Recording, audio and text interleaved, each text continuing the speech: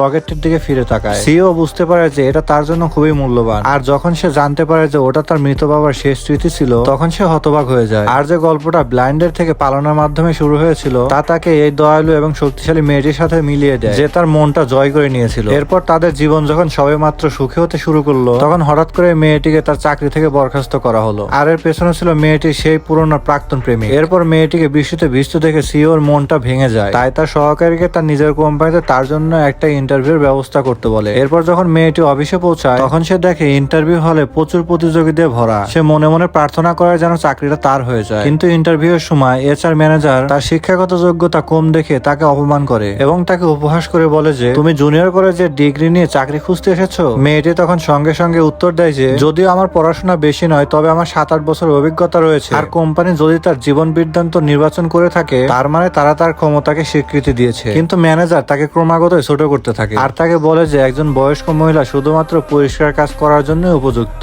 প্রথম ইন্টারভিউতেই সে অনেক অপমানিত হয় এবং সে হতভম্ব হয়ে পড়ে। একদিন আগে সে ভাবছিল পরিবারের সবার ভরণ পোষণের দায়িত্ব নিবে, কিন্তু কঠোর বাস্তবতা তার ভাবনার চেয়ে বেশি কঠিন ছিল। আর ঠিক তখনই হঠাৎ করে সিও কোম্পানিতে প্রবেশ করে।